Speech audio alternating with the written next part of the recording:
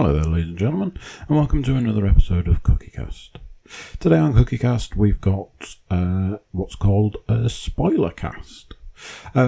Short version is that we've been talking about a few films recently, the big movies around at the moment, Infinity War, Deadpool 2. I think there's a conversation about Solo. It's quite difficult in the podcast world, in the media world, to not do a spoiler. There's been points where we've spoken about films that are 10 plus years old, and we're always having to do, spoiler alert. And it can get quite difficult and quite restricting at points. And I think a few of us felt that we really wanted to get a conversation about Infinity War, Deadpool 2, and other things out of the way. But when you're going, there's that bit that we can't talk about because it would be a spoiler, it makes it quite difficult to have that conversation. So I think we quickly realised that we were going to have to do a spoiled version of a review of these films. So in case you haven't picked up on it at this point in time, this podcast is full of spoilers for Infinity War, Deadpool 2, Solo, things like that, Justice League. If you haven't seen these films and you intend to watch them and you don't want to spoil them for yourselves, I suggest you just don't listen. If you've seen them and you're happy to see what our take on them is, that's great. And if you're the kind of person that doesn't care about having something spoiled, again, that's great. So the other thing is that this is the first, for want of a better way of putting it, three-way on the podcast. Myself, James Keep, Sam Muscroft all sat down to do an actual review of these things. So we'll have to see how the three-way conversation goes, whether we're all sort of, you can hear us all and stuff like that. So yeah, see what you think to our reviews of these films, and see if this is a format that you'd want to listen to in the future. So this is Cookiecast Spoilercast podcast.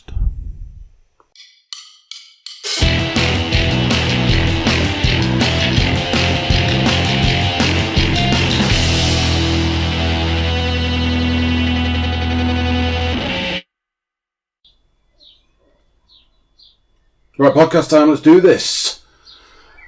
Wow. This is a monumental occasion. Sam Muscroft. Yo. James Keep. Sup, yo. It's the first Cookiecast podcast three-way. Woo. 3 ways are better. 3 times the pain, or 3 times the pleasure. Or that. We call it a man train. Well, it's funny you should mention that, Sam, because I was going to say, Sam, do you want to let us in on your little man train? Let me in on your little man train. Yeah. So what is it? I want out. There's an engine drive. I believe I should have to point out this comes from the historical paper, the periodical that is Viz. But yeah, there are obviously three positions within the man train. Yeah. The back of the train is of course the engine driver. Mm-hmm. The front of the train is the picket line copper, because he just gets fucked by everyone. And the middle of the man train is Lucky Pierre. Lucky Pierre. Lucky Pierre. That famous French Pierre man. So, gentlemen, we are gathered here today on this monumental occasion, the first ever three-way, I might have mentioned that, to podcast the shit out of some reviews. Because I'm tired of saying spoiler alert. So, let's get something real straight right here and right now. This review is going to be so full of spoilers. So, if you haven't seen Infinity War, if you haven't seen Deadpool 2, do you want to do a Solo one? I can do Solo as well. And if you haven't seen Solo, switch off now. Shall we throw in Justice League in there just while we're at it? Because we might want to throw it in there just as a nice comparison. No, because he hasn't seen it. Oh, no. Yeah, but then he hasn't seen Solo, so if I do Solo and give away one of those spoilers... I have to admit, I don't really give a shit about Solo, but... Because neither of you.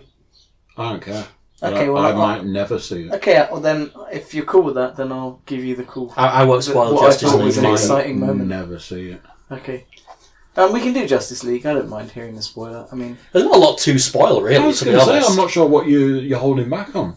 Nothing really, because we already mentioned last time, spoilers, Superman's in it. Yeah. I oh imagine really? by now- Yeah, no. Oh man, you've ruined it. Whoa, James, come back! What are you leaving the room for, man? It was just, just letting you know. Shit. Superman and his weird-ass lip. Yeah. Yeah, let's not talk about the lip. The lip. It's giving me lip, man. It's giving me lip. Right. Infinity War. It's been that long now, and I've managed to do so well at not spoiling anything that I think I don't actually remember what happened in it. There's kind of the one big spoiler that That everybody dies. Everybody dies. There you go, ladies and gentlemen. The first spoiler for Infinity War. Everybody dies at the end. Pretty much. Like, literally. Even Nick Fury. Yeah. Fury died. I mean, we see a couple sort of early deaths, and I think it's kind of important to keep those ones separate from the deaths that come later.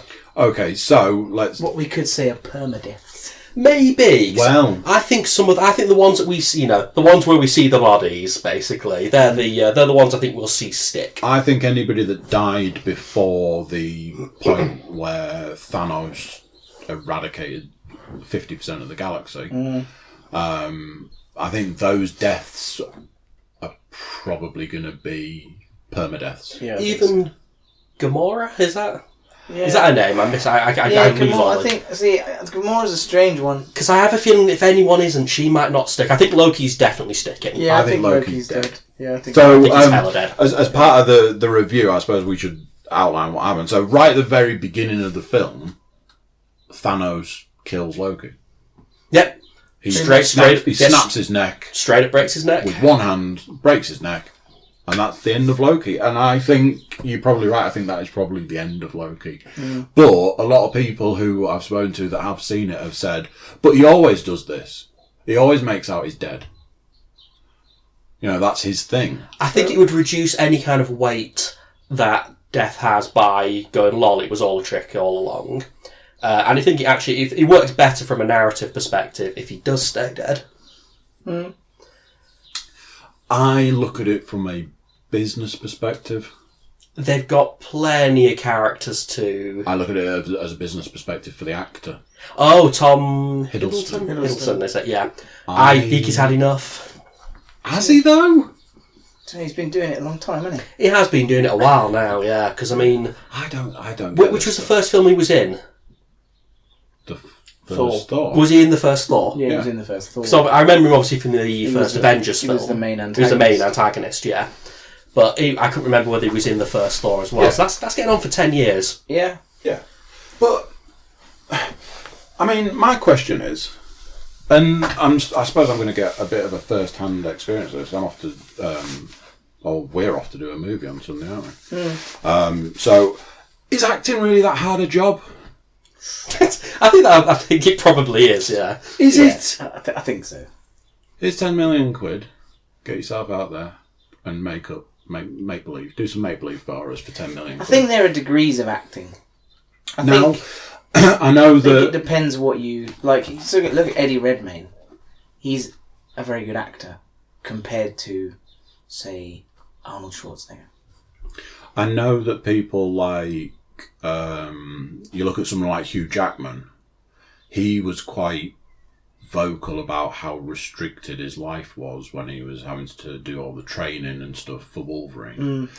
He lost all that weight. He lost like loads of this when he did Les Miserables as well. He had to Yeah. get quite emaciated for that. So I imagine that sort of stuff probably isn't a great deal of fun. Yeah, that's where it's hard. I think Matt Damon, when I think he played somebody not long ago, he had to put loads of weight on, and then he Yeah. said losing the weight was really hard. Yeah, because as you get older, it's as I can. De Niro in Raging Bull, same thing. Put loads of weight on. Said it was really hard. I saw a thing the other day that said that Tom Hanks developed diabetes because of 2 roles that he'd been in. Because he lost loads of weight for Philadelphia and Castaway, and got diabetes off the back of it. So, Wow. So from that point of view, then acting sounds quite difficult. I mean, we're talking about there's some reasonable, and like your method actors and the like who really sort of get into things. But I get the feeling a lot of acting probably is, it's not like working on an oil rig or working down a mine or something. It's not hard work. But it must be as hard as working in a stupid office. Yeah. I imagine. I mean, they get compensated quite handsomely for it. Some do. And it must be quite stressful. I know not everyone does. I remember, because you talk about your actors, it's a bit like sportsmen. Like, yeah, okay, you're absolute top of the world, get paid a lot. But, like, I imagine a lot of your actors get paid, considering that, your struggling artist, struggling actor is an archetype. It's a... Yeah. I saw... I'd seen a thing about Jason Mewes was talking about after he'd done, like, I think it might have been the third film he'd done. He was delivering pizzas, and he gone to a frat house to deliver a pizza, and the guy opened the door and was like, "Whoa, you're like Jay from Jay and Silent Bob." He's like, "Yeah." He's like, "Why are you delivering pizza? Surely you should be living in a mansion." He's like, "You really don't understand how much actors get paid, or lack of, to start with. He won't have been paid for at least the first film, if not first couple. I think, like, by the time they did Chase and Amy, they paid Ben Affleck like $40,000 or something as part of the budget for the film, and stuff like that. It's like, that's not a lot of money. No, I mean, because Ben Affleck... To me, that's a lot of money. When was Chasing Amy? That was about, what, 97, something like that? Yeah, that's all right. Because he was in Mallrats, wasn't he, Ben Affleck? Yeah. And that must have been one of his first roles. He was in Dogma as well.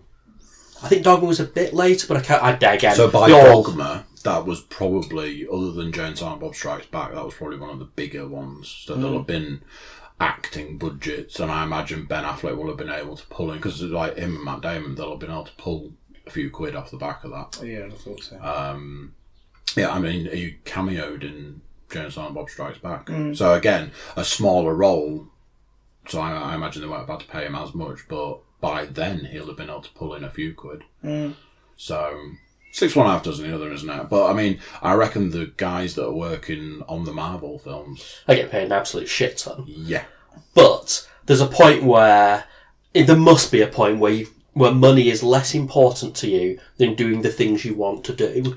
So I think you've got enough of it. I think when you reach a point where you've got that much money that you will never have to work again, your family will never have to work, your kids will never have to work, their kids and their kids will never have to work, that's when other things become a priority. Well, some of the actors that are in Avengers, particularly the guy that plays Captain America, he's voiced concerns that he wants to do other roles. Chris Evans has been quite vocal, which is why I think everybody expected him to be the person that was going to die. Because what everybody knew before Infinity War, that somebody was going to die. There was a pretty good fake out in general in that film. She had the Tony Stark fake out as well. Yeah. Where it's like, lol, he's totally dead, but no, he isn't. Yeah. In fact, it's notable that a lot of the big ones who survived are all the originals. Yeah. When I assume that the next film is going to be their send-off, for however they decide to do it. Yeah. But yeah, like you say, Chris Evans has been quite vocal about not wanting to do the Captain America role anymore. Robert Downey Jr. as well surely must have had enough now. He said he was done at the end of Iron Man 3, and I imagine they just went to stop with the zeros. They had the big check, they went, is this zero enough? Is this zero enough? Is this zero enough? I mean, I heard somebody, probably Kevin Smith the other day, saying that, when they back up a dump truck of money to your front door, to then go, I don't want to do it anymore, there's a bit... they'll just keep going, here's more money. Yeah, that's Everybody's true. got a price. Yeah, I'm sure they have. It's like The Simpsons. Matt Groening said he didn't want to do The Simpsons about 20 years ago, and they just keep adding a zero to the He's check. not really involved in The Simpsons anymore, is he? He's not like in the same way that Matt and Trey are still quite heavily involved in South Park. Yeah, they are South Park. He has his name on the front, but he's not really. Yeah. He's not writing it anymore. No. I don't know what Matt Groening is doing these days. Because he did obviously Hasn't Futurama. he got a new show? Do you? I don't know. I think I saw something the other day, and Netflix had picked up... I don't know if it's him, but it's certainly from somebody from The Simpsons. Don't know. So Loki died. Yeah, he did. Gamora died. Red Skull appeared. Yeah. Did you have that thing where it's like, wait a minute, is that Red Skull? Yeah. It's like, I was thinking like 10 years ago. It's like, hang on. We turned to each other in the cinema and were like, what? Do you reckon though, just like they were like, we need to have everyone this? It's like, how the fuck are we fitting Red Skull into this? Yeah. So just have him in on a random planet somewhere. On that note, though, I thought one of the things that was good about Avengers was how they gave everybody the right amount of screen time. Yeah, they did. They So that was managed to give each quite person. well put together. Yeah, I mean, there wasn't one hero that got a lot more screen time than another. It was pretty even, Steven. Yeah, I mean, I said to you yesterday that I thought the film was a bit messy. I wouldn't call it a mess, but it was messy. But it was working with I think it did as well as it could, given the limitations that it had to deal with. And when you've got, God, how many characters are in it? 30 now? Yeah, Something stupid. There were a lot of characters in it, weren't there? There was a lot of people. And there were some missing. Yeah. So Ant-Man, not in Hawkeye. it. Hawkeye, not in it. I like it. What's going on with Hawkeye? 'Cause I'm assuming the actor is just... Because they basically wrote him out. No, apparently he's purposely not in this one. There's a reason he's not in it. Yeah. And it's to do with the next part of Infinity War. You see, I kind of assumed that maybe there was some stuff going on behind, sort of backstage behind the camera. Because he was really positive. Like, why isn't Hawkeye here? It's like, oh, he's under house arrest on a farm or something. But I mean, that was the stuff towards the back end of all the other stuff. Anyway, he wanted, the character of Hawkeye wanted to be at home.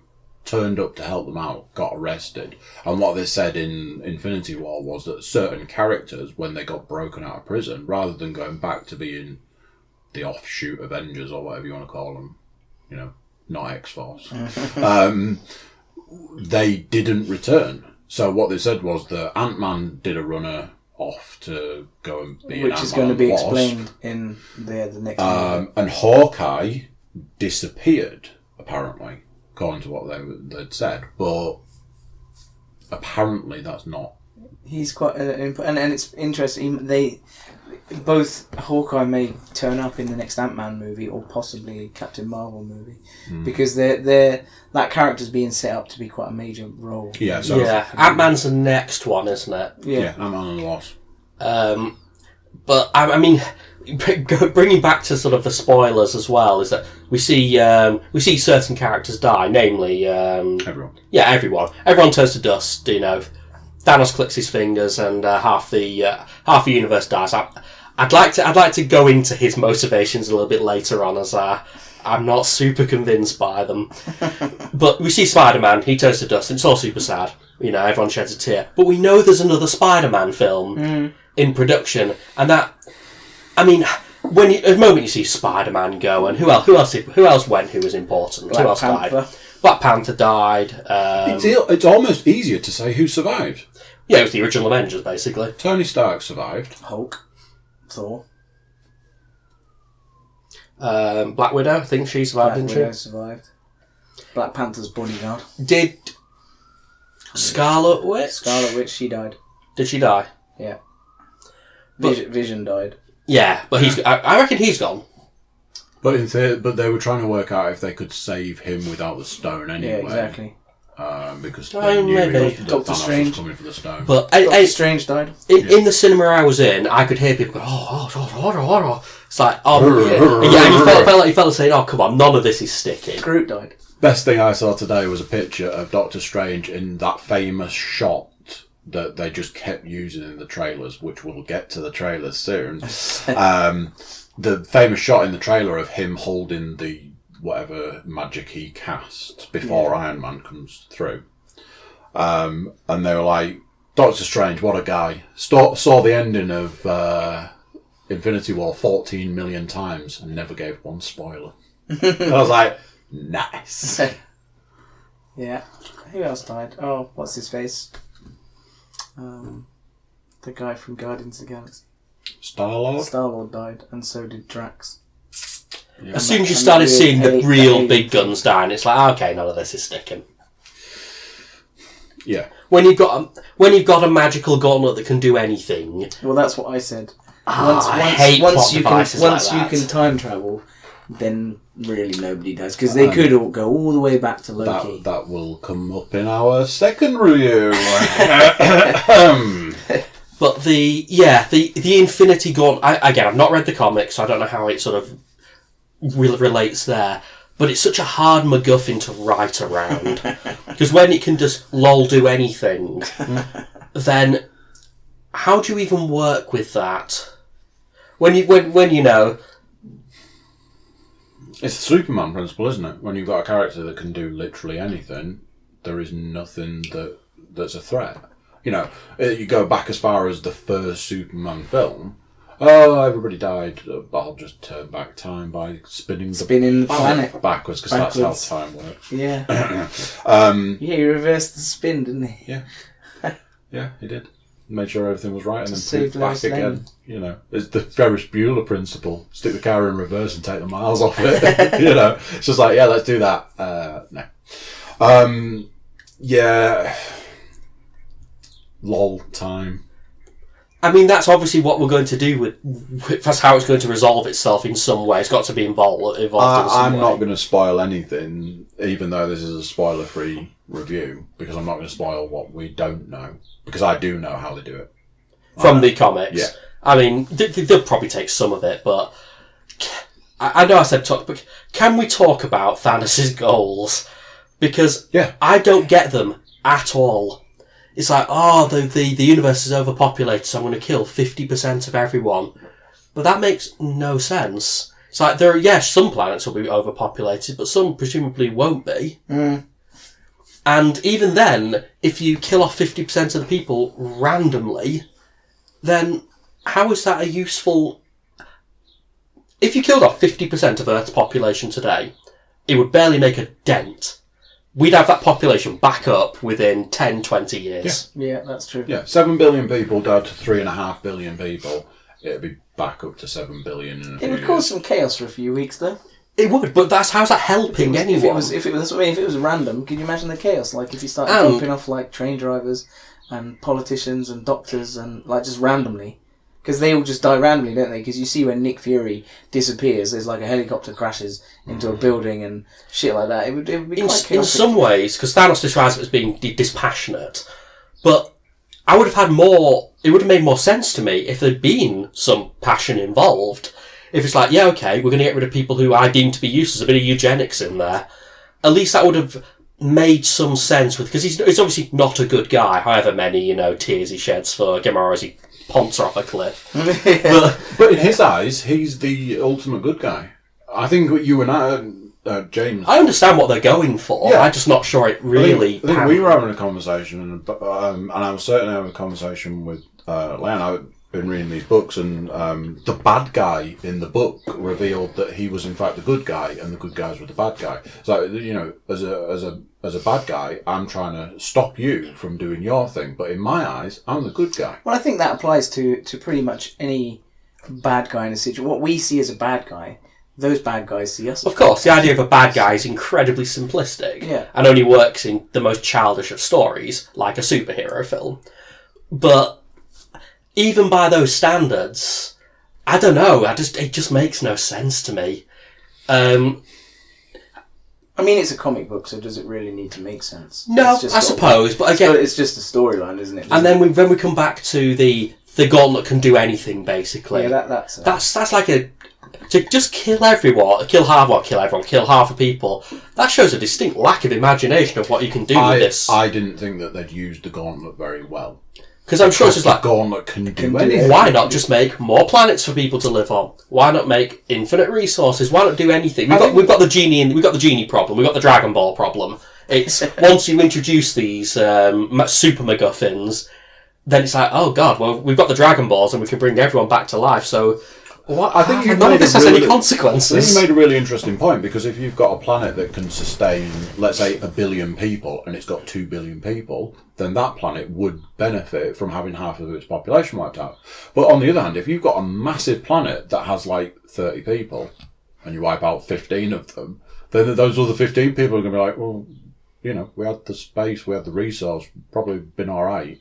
So yeah, there is that, but I suppose that's part of what makes him, quote unquote, the bad guy, because he didn't want to have to sit every planet down and go, how many have you got and how many can you sustain? Right, okay, well, let's get rid of a few of your guys, or let's put your guys over there and I'll build you a new planet. I think he just went, I've got a solution. This is easy. I think it's worth noting that in the moment of watching the film, I quite enjoyed it, and I said it was more of a thinking about it later sort of thing. Where I was like, wait a minute, none of that made any sense whatsoever. I think the review, the umbrella review of that film is finally Marvel have done the bad guy right. They've managed to do the bad guy. Like, considering he was a big, CG, purple guy, but a big CG purple monster. Really impressive CG, as in, like, I wasn't thinking at any point, wow, that's some really nasty CG. I just accepted it. He was really good. I mean, at no point did I think, fucking hell, it looks like Cable. But, yeah. Looks a lot like Cable. But compared to the baddie in Justice League, I'm just going to call him Satan, because I can't remember his name. Steppenwolf. Sorry. So, yeah. Some people. Literally Satan. As in the song. Yeah. But basically, he's a big devil guy. And all I could think of was, that's a big CG devil man. Yep. CG devil man.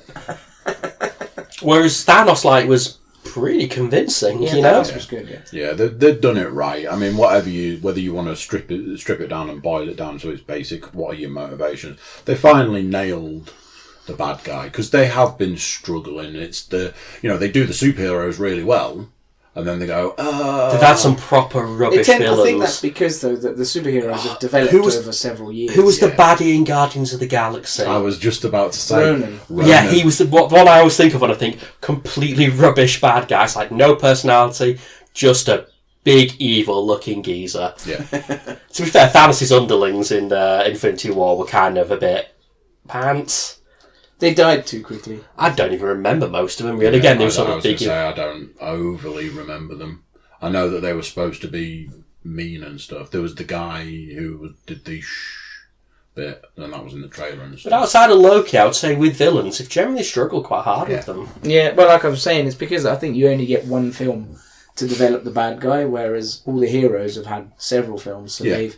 Now, we're invested in those characters. And what's nice with Loki... Loki... the bad guys, we're not... is that he is inherently a bad guy, but spends the majority of the time making out he's a good guy. He's like, I'll help you out with this, but I'm probably going to betray you at the end. And I think the fact that he got away with it the first time, and then the second time, and then after that, it was like, no, this has got old. So I do think they've been doing better recently, because I quite like the villain in Thor Ragnarok. Yeah. Hell. And I really like the villain in Spider-Man. Yeah, I really like Spider-Man full stop. Vulture. Yeah, because he's got Basically, it's can we spoil this one as well while we're in the majesty of Spoilerland? This is all spoilers. All spoilers all the time. But there's a real nice bit at the end of Spider-Man where the Vulture's in prison and he still refuses to give Spider-Man up. He give up his name, and I really like that. And that's a really nice little angle. Isn't he talking to the Scorpion? I think so. Yeah. Like you said, Michael Keaton, straight off the bat, great choice. Yeah, good choice. They picked a really good, what is often an underrated bad guy, and then did it really well. Yeah. Because if you go cartoon comic sort of area, the Vulture's got a feathered suit and there's the hood things like. I remember his original forehead and original Vulture's just an old geezer. He's an old man. Just an old man with a funny suit. Yeah. So to update that character and go, no, we're going to give you some monstrous freaking metal. Plus, his backstory is cool because obviously he worked for S.H.I.E.L.D. or whatever, and then they fucked him off. He had a real. And I wish they did more of those kind of baddies in the Marvel universe. Marvel struggle with that because they go, it's a little dark, it's a little yeah, DC. Because the guy from the guy from Black Panther, the bad guy, that could have been really cool. They could have done that whole situation. That would have because we said he should have lived. He should have lived because he would have been a massive asset. Yeah. If they'd have gone, if they'd have done what I call the Naruto principle, every bad guy is just a friend you haven't met yet. They could have done that with it. They could have gone. Because he would have been really useful in the new Avengers. Yeah. I'm just trying to think of the more other recent ones that have subverted. There was a second Guardians film, and I'm not a fan of that film. Full stop. I've watched it once. I didn't really like the second Guardians. I found it very schmaltzy, the whole film. It's like Kurt Russell. I'd almost go as far as say I don't know if I actually enjoyed it. I don't. I kind of love the first one, and the second one I just didn't like at all. No, I didn't like In some ways, I thought Thor Ragnarok was like a better second Guardians film in a lot of ways. Again, though, Kate Blanchett, awesome choice. Yeah. She's a bad guy. Yeah. She's really good. And from what I've heard, she had loads of fun doing that role. Oh, she was chewing the scenery. Yeah, she was cool. Yeah, she was really cool. She just hot. Yeah, it was good. I think I said to you the other day, I really fancy watching Ragnarok again because I've only seen it once. Yeah. And it's kind of because we've had this massive influx of movies. You know, this Deadpool. So yeah, we went to see Black Panther and then Infinity War because I think they realised that people hadn't had long enough to see Black Panther. So we were sort of like, oh, cool, we can tick two things off the list in one day. That was great. But I think the whole let's release Infinity War, then 2 weeks later let's release Deadpool 2 was a big different studios, though, isn't it? So I guess, but it's still... No. Not now, but at the time, has that all gone through now? Yeah, it went through under the table. Yeah. As long ago as November, I think. Negotiations started for that as long ago as November. Yeah, because they had to take a joke out. They did, yeah. There was a Disney joke in Deadpool 2, and Fox told them to take it out. What a shame. I think Ryan Reynolds' take on it was, initially we were like, really? And then now we're like, it's probably for the best. Yeah, Disney don't like things like that. No, they don't. Yeah. I don't know, it would have shown a little bit of a sense of humour there. Because let's face it, Deadpool, we'll come on to it later, but it doesn't really take any prisoners in terms of anyone, really. That is very true. It doesn't. But yeah, we'll come on to that later because that is one of my small criticisms about that. But yeah, I mean, I did enjoy Infinity War, so did I. But it was good. But yeah, so going back on sort of Guardians 2, just because again, no one here seemed to love it all that much. I felt a lot of tonal whiplash in that film. If you want to have peril and you want to have, big moments, you can't then undercut those moments with a stupid gag or have people who are seemingly invulnerable. So it all ping-ponged all over the place. Whereas Thor Ragnarok went full retard from the beginning, and that was fine.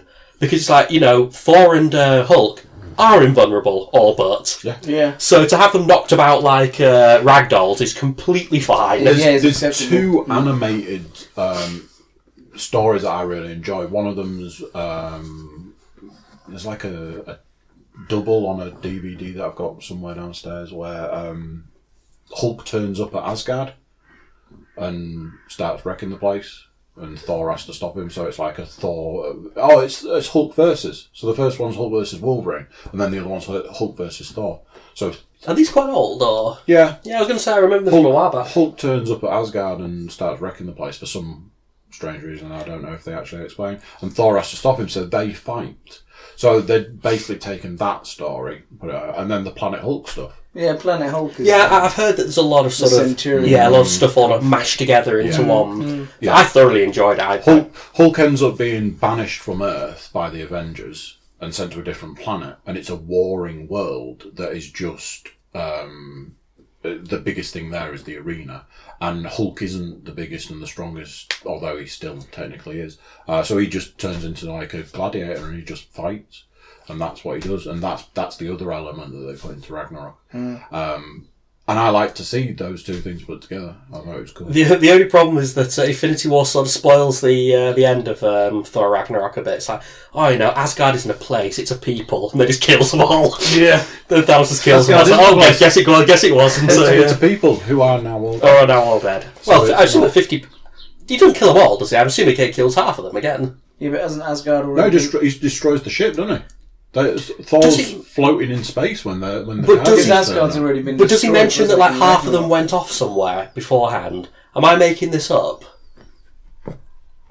Did he not jettison half the ship? Am I thinking of Transformers the movie? I don't remember any jettisoning. I remember seeing Heimdall and all those people were dead.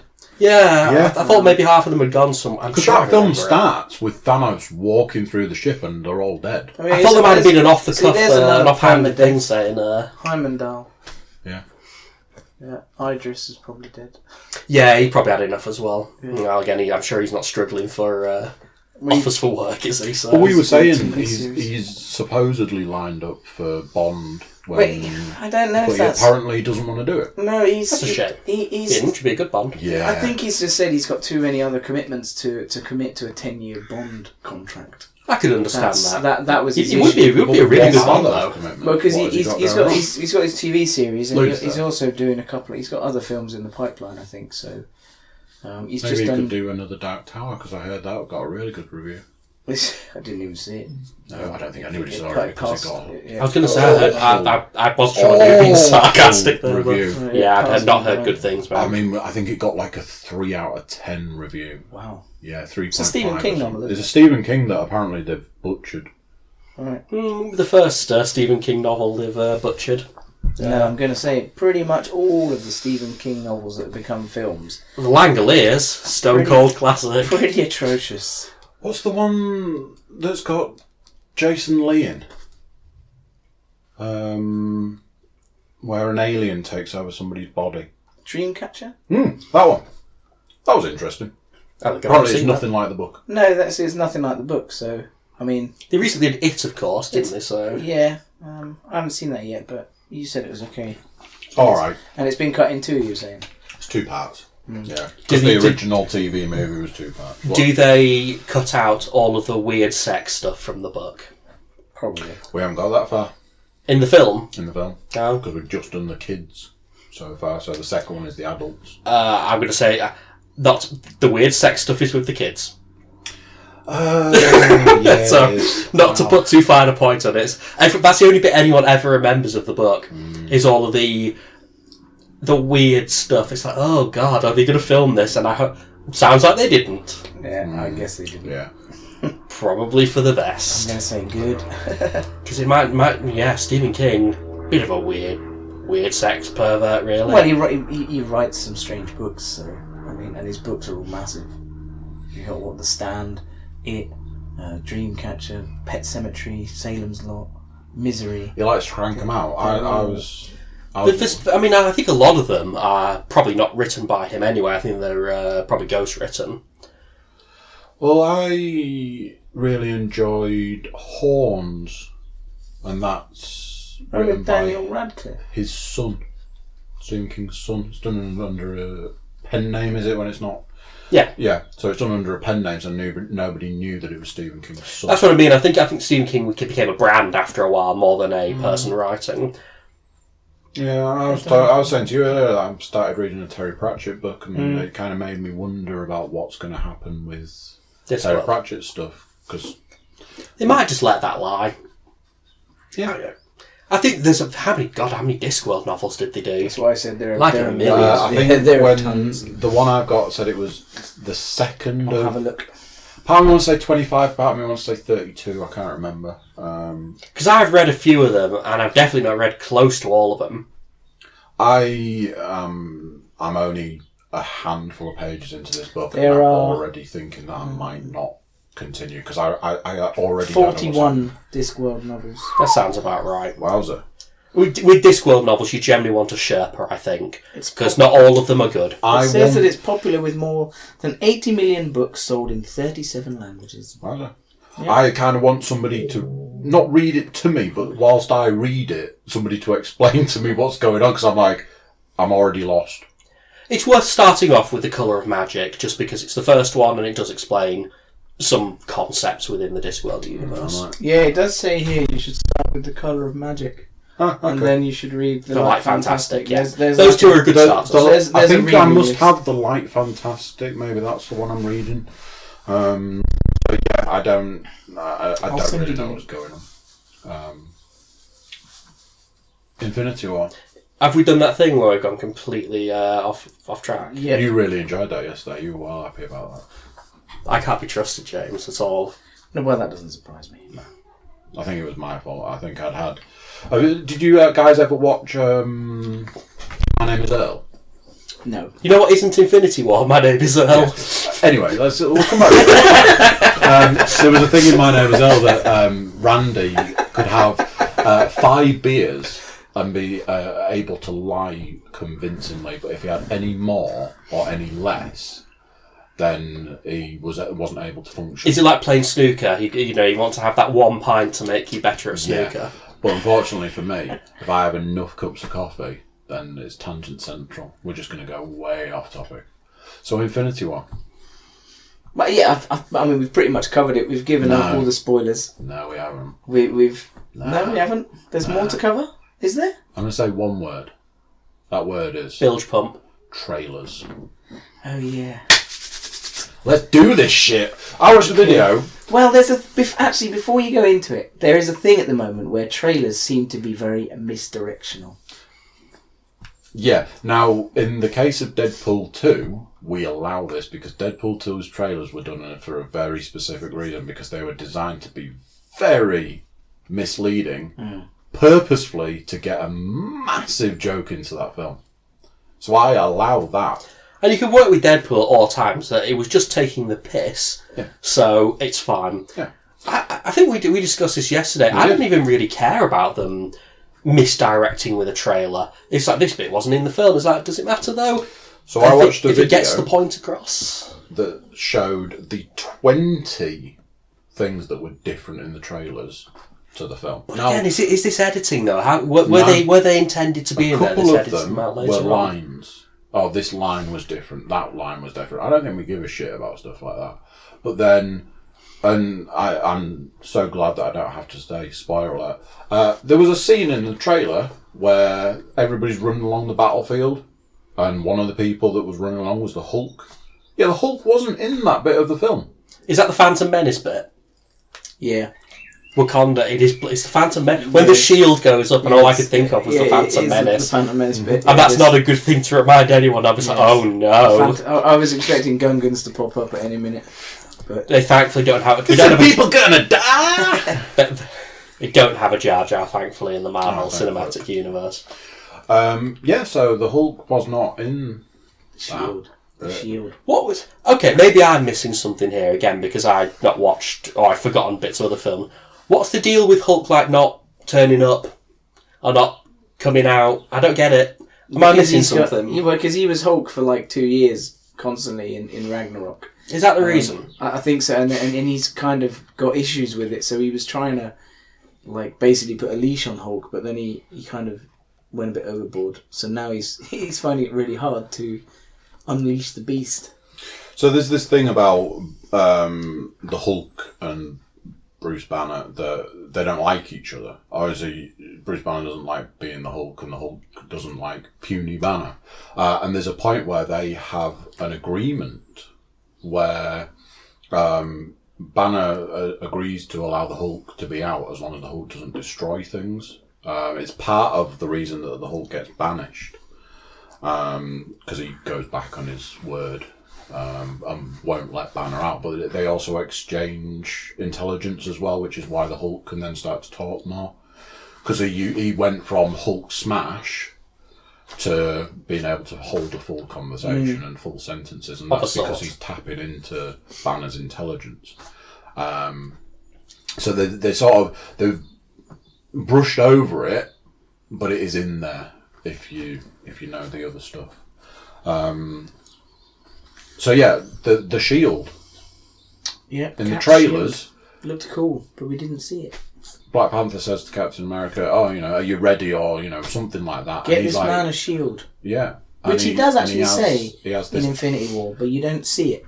He has this thing that comes out of his arm, and it turns like an arm shield thing type deal. Yeah, it looked really cool. And it looked really good. And not in the film. Yeah. I wonder why. It seems like an odd thing to leave out. Yeah. And like you say, is it editing? But why would you edit something cool out of the film? Surely you want your film to be as good as possible. So why wouldn't you leave the cool bits in? Because it did look really good. Why did they edit the sentry turrets out of aliens? Who knows? Because it made the aliens look vulnerable, and they wanted to prove that the aliens were as close to invulnerable. Always the weirdest edit to me. It was the weirdest I edit. thought it was a weird edit as well. Yeah. Why take a really cool scene out? But they had a very specific reason, which I don't think stands up, which is why I will always watch the director's cut of Aliens. Yeah, because it doesn't stand up, because... It doesn't stand up. Because what it proves is that they're still unstoppable. They fired 1,000 rounds, killed a handful of aliens, and the aliens were still coming. Yeah. That doesn't show vulnerability. It shows you are pretty fucked if they can still keep coming after 1,000 rounds of hot lead. Yeah, I agree. A foolish decision. It was more likely they had to cut it out because it was only allowed to be on for a certain amount of time at the cinema. I don't know, because now films are a lot longer than they feel. But the turret scene is like 40 seconds long. That's why it's always been such an odd. I agree. Andy's explanation sounds a lot more sensible to me than a time. It's 40 seconds long. It's like, I'm sure they could add in 40 seconds if they wanted. But how much longer is the full director's cut? It's quite a bit. It's quite a bit longer, isn't it? About 15 minutes, I think. Right. Because like we were talking one night in a pub at some point, Captain Hollister's in it. Yeah. Where he isn't in the cut version. He's only in the director's cut. Yeah, I mean, we've the Captain of Red Dwarf. We've veered off again, but I prefer the theatrical version of Aliens, but that's because I don't like the bit at the beginning with the Newtoner family, because I think it just throws off the pacing completely of that film. And I like the bit where they find later on, it's all spooky and everything. The first thing they find is a child in the pipes, basically. Yeah. I will always watch the director's cut. I like both. I don't think there's a perfect edition of that film, and that's... Yeah, I don't know. Maybe I don't know. Can we say that we've ticked Infinity War's box? Ooh, yeah. Yummy. Yeah, I think so. No more box. No more box. I liked it. You liked it. I think we all enjoyed it. I think I said it. I think it's messy, but ultimately I came out of it with a positive. I will buy it. I will watch it again at home. I feel because we watched it at ridiculous o'clock, I might, although I saw it and absorbed it and took it all in, I think when I watch it again, I'll go, oh yeah. I'm sure there's all kinds of bits in there that I missed, to be honest. Yeah, I think, and I want to see the Blue Man from Arrested Development, because, Oh yeah. all the Arrested Development stuff that they put in, which is just a thing. Let's talk Deadpool 2. What do you reckon? Good. Got straight into it. Plenty of action from the get-go. Kicked right off. Yeah. We had this problem in that, because I think we're all going to have a fairly unanimous opinion on this, that it might be more difficult to get into. But now we get into spoiler territory. I thought Deadpool 2 was great. I thoroughly enjoyed every second of it. For this. So it's not... Brad Pitt was in it. That was great. I fucking love the skydiving scene. It's the best part of the whole film. I have a few controversial things to say about Deadpool 2. So, as I don't know if I mentioned when I was talking to you yesterday, that I nearly walked out of that film very early on. Whilst the credits were rolling, I nearly got up and left. Because at that point, when I'd watched the beginning, I was like, nah, you can fuck off, because you did the one thing that you said you were going to do, everybody kicked off about, and then you went, alright, we won't do that. So they killed off, what's her face? Deadpool's girlfriend. Deadpool's missus. Vanessa. They killed Vanessa, and then they rolled the credits. It's a bit... fuck you. I don't know where I stand on this, because on the one hand, from a narrative perspective, it does sort of free him up for the narrative to progress more, and it means you don't have any baggage, as it were, to sort of deal with. But it's a bit lame and it's a bit easy. Mm-hmm. But as I pointed out, there was a man that could travel through time. So for me, when she died, I had no illusion that she was going to stay dead. If you didn't know about Cable and all of his time travel nonsense, then it might have been more shocking. Yeah, I mean, I can assume that most people that go to watch Deadpool 2 probably know who Cable is. I don't think that's true at all. Do you not think so? No. Not in this day and age. I've got all the old Cable and Deadpool comics, all 7 volumes of it, and it's kind of amazing, but that must take back 10 years at least. In this day and age, you don't find that people go to the cinema to watch a superhero movie going, I know everything about this franchise. People go because it's the summer blockbuster. And people know Cable. I think people who know Cable know him from the X-Men cartoon. Yeah. Yeah. Because of Days of Future Past and all that sort of... Yeah, Bishop and Cable and all that sort of stuff. I don't think many people know him from the comics as much. I don't know if I'm being unreasonable there, but... I would probably agree with that. I don't think... If you took 100% of the people that went into that film, what percentage would know who Cable is? I think you'd find it surprising. And in general, there's some... The gags in that film work from a very obvious level to... Because we were mentioned yesterday, there's a Rob Liefeld gag in there. There is. Can't draw feet. Can't draw feet. Yeah, of course. Yeah. I didn't make any jokes about pouches, unfortunately, but but I'm pretty certain, like in that, I might have been like the only person because I thought it was hilarious, but the cinema didn't find it as funny as I did. Yeah. So I mean, there were a few people who sort of laughed, but you could see that it wasn't any. But there's the thing in Deadpool 1, the opening scene where everything's in slow motion, the cup has got Rob written on it, and I laughed at that and was like, oh. I left it in the wrong place because nobody else did, but I knew what that meant. The curse of the geek, I suppose. I'm not that big a comic person now. I seem to talk to you a lot about comics, but I think it's more that it's just we've got that in common as much as anything else. But I know of you know bits and pieces. But yeah, even I know Rob Liefeld, but I get the feeling a lot of cinema goes down. Yeah. So a lot of it's going to be lost on certain people. Cable might be a new character to most people, in all honesty. Okay, fair enough. So, where do we even begin on this one? Because we need to talk trailers, because, like I say, they used the trailers really well for Deadpool 2, because they were leading people down a path. Because you go, oh, I've seen practically all the films because I watched the trailer, and they used that to lead to misdirect. Yeah, but that was good though. Oh yeah, it was a really good tactic to use. So I've got some issues, and they are issues that I feel don't detract from the film. I think that film is fantastic. I would rate it as better than the first one. I would rate it as a near perfect movie, but nothing's perfect. So there are some issues I have. So I had the issue with the fact that they killed Vanessa. But they early on. So that was something that I struggled with. But I knew quite early on, if you watch the opening credits, they addressed it straight off the bat and made fun of it. So that was that. I think they missed quite a big trick in that, because the whole thing about it was that they were like, oh, he spent the whole film trying to die.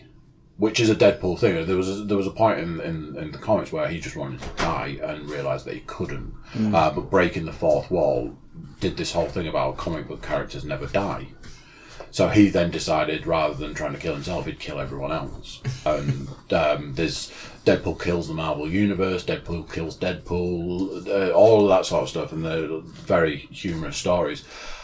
They could have brought a Deadpool character into it by having him constantly going to the land of the dead or being dead or whatever you want to do, because a massive character in Deadpool is Death. And it's Lady Death in Deadpool. They might do that later on, to be honest, because let's face it, there was a whole lot going on in this film already. Yeah, it's because I've heard something about 2 X-Force movies and then a Deadpool 3. When people told me about X-Force, I assumed that was a joke, because the X-Force thing was safe. It's my favourite part of the film. Yeah. They get all the X-Force together. It's the most budget Poundland X-Force you've ever seen. A fucking shit. It's Shatterstar. As soon as I saw him, I was like, fucking Shatterstar. Are you fucking kidding me? And then obviously the skydiving scene happens and all of them die, and it's fucking wonderful. I was close to tears at that point in time. I just genuinely... I was like... Yeah, absolutely. Because one of the things about it that I thought was really interesting was, because obviously the trailers lead you down the path that, X-Force is going to be a big thing, and then they just killed them all, and they told you that they were going to do it. They was like, there's a side... Well, they kept the only cool ones. It was like, Domino. Domino was, probably the coolest of the X-Force, so... Domino's a big character in Deadpool, so there was no surprise that they kept hold of him. Yeah, I would have been surprised had they, but of the... But it was the Terry Crews thing. Yeah, Terry... The fact that they went, hey, we've got Terry Crews, and I was like, oh my god, this is brilliant, that's great, this is Bedlam, and this, that, and the other. I was like, oh, this is brilliant, and then they killed him instantly. They just killed him, like, flat dead. And coming back to it, the guy that played Pennywise. Skarsgård. Yeah. Killed him straight away. Yeah, Zeitgeist. They killed Brad Pitt. Brad Pitt was in it. That was brilliant. I found out recently that I was saying to you that if you look at the credits for Deadpool, Juggernaut is listed on the credits as Juggernaut as himself, and it turned out that it was Ryan Reynolds. Oh, was it? The voice for Juggernaut, which I thought was quite cool. I assume it wasn't, Vinnie Jones now, but... No, but again, when they address stuff, it's kind of nice, where they're like, oh, it's time for a big superhero, CG superhero battle, stuff like that. And the callbacks were great. Whilst watching the film, I didn't really like the kid. I don't think you're supposed to. Maybe I need to... He's supposed to be a little bastard, though. He was annoying. But then I've seen a video with him recently where he's been in an interview on like a talk show, and he was really funny. He was a really funny kid. He's like 15. He can't even watch the film. He's not allowed to watch Deadpool 2. It's just funny. Like, he's gone to like where they do the screening and they like do the Q&A and stuff, and they're like, oh yeah, okay, now you have to leave because you can't stay for the film and stuff like that. So that's just funny. But I saw an interview with him where I was like, actually, you're quite funny, so I'll let you off. But yeah, in the film, I was like, this kid's not doing it for me. And my other criticism is that I think they used the Marvel and the DC jokes too many times. Possibly, yeah. They do lay it on a bit thick. Every other joke was a Marvel or a DC joke. And that was difficult for a film that was so full of jokes. Like, it was joke. And every other one was either a Marvel or a DC. Now, we knew that they were going to address the Thanos thing because it was in the trailers and they did it and that was fine. We knew that there was you're really dark, are you sure you're not a DC character? Great. But it was every other joke. And the first half of that film... I was like, okay, we've done the Marvel jokes, we've done the DC jokes, let's back off that now. And if you do, I'll let you off. And they didn't. So I'm going to have to call them out. Do the post-credits gags make up for it, though? I gotta say, they were very good. Fucking brilliant. They were very good. Killing mute Deadpool. For me, I thought that those post-credit scenes were probably... For me, some of the funniest moments. I agree. Yeah, I said something. The killing of Deadpool was brilliant. Somebody had asked I can't remember if somebody was in it, and I was like, no, they're not. But Ryan Reynolds is in it, and they were like, well, yeah, he's Deadpool. I was like, no, the actor Ryan Reynolds is in Deadpool 2, and they were like, okay, that those post credit scenes were fucking brilliant. Yeah, they were good. I think, I don't know, because you said the skydiving scene was best. I think the shirt cock in it has to be, other than the fact that it was a carbon copy of the first one. So they did all the jokes where he lost his hand and, it being the size of a spork and stuff like that. And they just basically reused that whole scene and that whole section. But it still didn't take away from the fact that it was hilarious. Fucking brilliant. Just shirt cocking it, Basic Instinct and all that. Go full Winnie the Pooh. The jokes. And it was just when they were like trying to joke battle each other to try and get out all the jokes.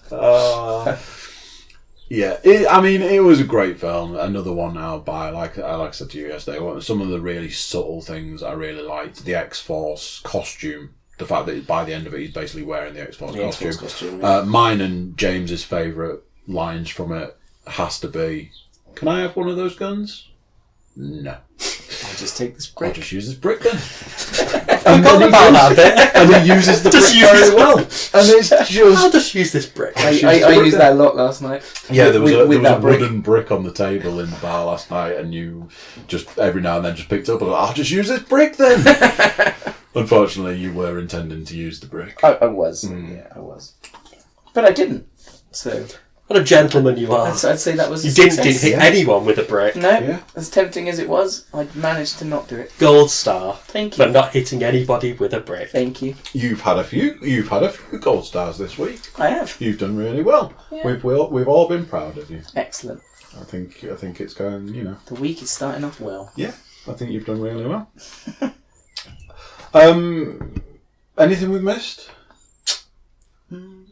Not really. I Other mean, than the trailers. James and stuff. Bond credits were cool. Quite like the James Bond credits. Yeah. That was quite amusing. did the first one do that do a similar kind of thing? Can't remember. It's been a while since I saw the first No, one. the credits for the first one's the slow motion Is and it? going through the car crash. Oh, yeah. Yeah. There is another thing that isn't very good about Deadpool 2. I downloaded the soundtrack, and the soundtrack's fucking awful. Is it? It's really I didn't even shit. notice it, so... Well, it is a pretty poor sound. I mean, it's a bad soundtrack. I don't really notice a lot of Part film of me wonders if soundtracks. that's been done on purpose. I would have thought so, yeah. I mean, Because the songs don't go to the scenes and stuff. Stand Celine Dion. So but then the video's really funny, but only the Deadpool bit. I couldn't care less for Celine Dion. And some of the songs are like, why the fuck have you used this? Cher, that freaking Tomorrow from Annie. It must be on I purpose. think It's just cringe. Well, they're cringy. They're cringy. If a terrible song, it's got to be on purpose, Yeah, just to fucking they're troll cringy you. songs. Yeah, I imagine that's been done on purpose. Yeah, I would have thought so. Deadpool 2. Go and see it. It's business. Obviously, if you just heard this podcast, you probably don't need to see it now because we've actually just told you what happens. So. Yeah, I suppose anybody that hasn't seen it wouldn't go into this podcast going with, I haven't seen it, so tell me all about it. So I imagine this is for people who have seen it. Deadpool 2, go and see it again. Yeah, there is less spoilers in Deadpool 2 because it's mostly a comedy film, so... I still have issues with the fact that they released it so close to Infinity War, because apparently it knocked Infinity War off the top straight away, which it would do. It was a Deadpool film, there's no question. Also, I didn't see Infinity War until a few weeks in. I just wasn't interested enough to go and see it. I was like, yeah, sure, I'll go and see it at some point. But more recently I do, but I haven't done cinema for years and years, and I've been more times in the last month than I've been in the last 5 years. I don't really consider the cinema much of a treat as the thing. Because the cinema it's loud, what I mean is the people there are often loud, it's expensive, it's often full of dickheads. It's not a particularly pleasant experience going to the cinema a lot of the time. So, to pay for that as well. And usually it's just like, wouldn't I rather just watch this on my giant TV at home? Yeah. I mean, you know.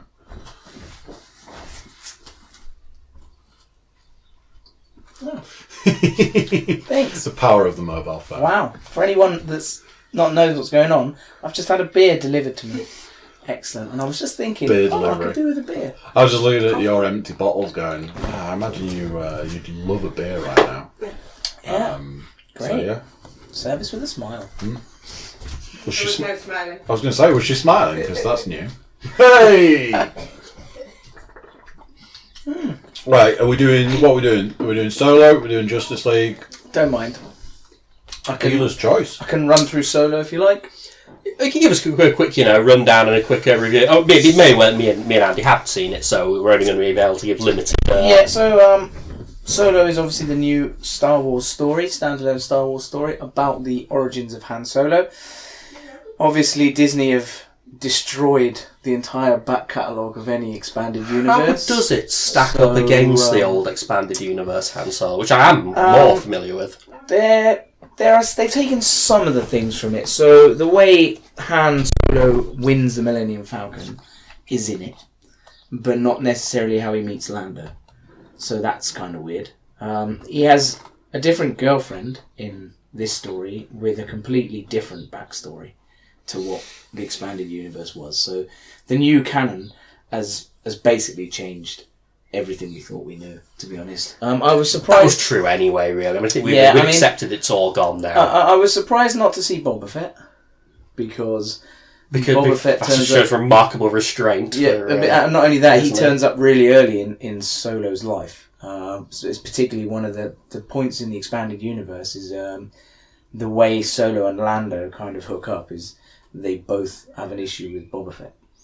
And I think Lando, back in the day, Lando saved Solo's life the first time around. The whole Boba Fett thing has always been really strange to me. It's like how because like in Empire, he's just a bounty hunter geezer. Yeah. I mean, he's a cool looking bounty hunter I think geezer. it started off because he had the coolest armour. He does. He looks cool. And that's how the characters developed, based on his cool armour. And then they developed an entire cast of Mandalorians, and everyone likes Mandalorian armour.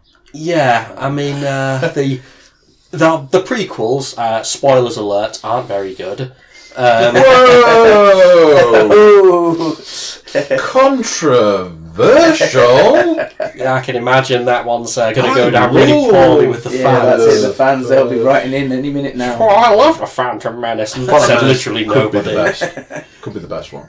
See, wait! I've got an interesting point for Solo, but I'll build up to that, which links in directly to the Phantom Menace. Oh, really? An actual direct link to the Phantom Menace. Happy to lead on. I was just going to talk about how odd. I was just continuing about how odd it is that your whole Jango Fett and the clones thing, and how it became this massive thing. Yeah, I don't know why they did very that. strange. It was a bit strange. But yeah, I was surprised there was no Boba Fett. Although there was a cool set of black Mandalorian armour in the bad guys' hideout. Incidentally, the bad guy's played by Paul Bettany, so he was cool. Vision. So it makes a good bad guy. I mean, he makes a good bad guy. Yeah, and he has these cool kind of vibro sword things which light up like lightsabers, but they're not lightsabers. Like, they've got an actual edge. It's kind of cool. They were quite cool. Yeah, I mean, you had the dark saber in.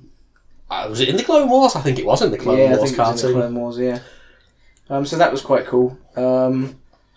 Yeah, it's good. I mean, you get to see how Solo meets Chewbacca for the first time, and you actually hear the actor speak Wookiee. Does it just sound like some guy at a convention tried to speak like Chewbacca? It basically kind of goes... and Chewbacca kind of looks at him and turns his head, and he goes, yeah, I speak a little bit of Wookiee. And Chewbacca sort of shakes his head. And then that's kind of all you hear of the Wookiee after that. Next, it's just Solo translating for everybody else. So it's got a good cast, because obviously you've got Glover, who plays Lando. So Donald Glover, I really like Donald Glover because he was in Community, and I really liked Community. So I really like Donald Glover. I think the stuff I've seen him do, his comedy timing is exceptional. He makes a good Lando, although I felt he didn't get enough screen time. When they cast him as Lando, I was like, this is so far the only thing I'm interested in this film. I wanted to see how he was going to do Lando. He makes a good... He makes a really good Lando, and there's definite similarities between him and Billy D. Williams. He's obviously studied that character closely, and I read in an interview last week, I think, they said when you found out you got the part, what was the first thing you did? He said, I went home and watched Empire Strikes Back straight away. Which is the right answer, isn't it? Yeah, and to be honest, he's a very good substitute for Billy D. Williams, because Billy D is obviously Lando. But now Donald Glover is also Lando. But I think he didn't get enough screen time. Which I thought he was kind of a big part of the film. Is he not really then? Not as big as he could have been. I mean, he's in it, but he doesn't really do that much. Right. He looks cool, obviously, because he's got nice suits. And he's obviously got the Millennium Falcon at the beginning, and you learn that he's a card player and he's a bit of a player. But when you first meet him, he's retired. Is the different shape of the Millennium Falcon, is that explained at all? Yeah, so that piece on the front is the escape pod. I thought that's what it might be. So when they do the Kessel Run, to lose some weight, Solo launches it, and he's like, "Yeah, we don't need that." And Lando's like, "That was my escape pod." He's like, "Yeah, but we've got to get out of this." So the Kessel Run is not as good as it could have been. I have to say, I was like, "Oh, that's the Kessel Run. That's disappointing." I mean, I guess it's just a big fly space battle. I imagine it's something you've seen before. Basically, flies through something called the Maw, which is quite a well-known piece of space in the Star Wars universe, but it's basically a foggy area. So he goes through it, and then there's like a gravity well that kind of tries to pull the Millennium Falcon in, but they're also being chased by a ginormous monster that looks like it came out of the Matrix. It's got like tentacles and mouths, and it's quite weird. It kind of turns into a bit of a Star Trek movie at that point. But then they kind of get out of that, and that's how they do the Kessel Run in so like 12 parsecs or whatever. Because everyone says, well, you can do it in 20. And he's like, yeah, I can do it in 12. So it's kind of cool to see that legend. You get to see Solo's home planet of Corellia, but obviously... Oh, you learn how he's called Han Solo. So his name is Han. And I was assuming it was a masturbation joke. But... Well, he signs up for the Imperial Academy, and the guy says to him, "What's your name?" And he says Han. He says, "Han what?" And he's like, "I don't have a second name." And he's like, "You can be Solo then." Whereas the expanded universe, we know that he comes from a family of Solos and he has a brother and everything, but that's all gone. So a bit of an odd choice, that really. But yeah. So that's kind of. Is anyone really? So he was basically named by the Empire. The thing is, it's like, no one was thinking, Han Solo's name is a bit unusual within the Star Wars universe. Yeah, so that was that. And the surprise link. All right. Okay, so Han Solo movie looks like it's been set up for a sequel. Because it definitely leaves very open-ended, and Han Solo's girlfriend becomes the leader of the Crimson Sun, so we think. But then she has a meeting with the mysterious leader, who turns out to be a cyborg-legged Darth Maul. Oh, Darth Maul. You're thinking Darth Maul is shit. But Darth Maul in the Clone Wars cartoon and later Rebels, sort of spoilers. Yeah, Darth Maul was the only good thing about that. But he's awesome in the Clone Wars and Rebels. So he's in the Solo movie. Is he? That very character with the cyborg legs. Because he says to... That's when, in the Clone Wars cartoon, that's when they find him when he's gone completely off the rails. Off the rails, yeah. So he's now, like, in charge of the criminal empire, the Crimson Sun, which follows the stories. And he says to Solo's girlfriend, right, well, meet me on Dathomir. And, we're going to be working very closely from now on. And it's kind of like a hologram of Darth Maul. So that was really cool. I was like, oh, that's exciting. Other than that, that's the film, really.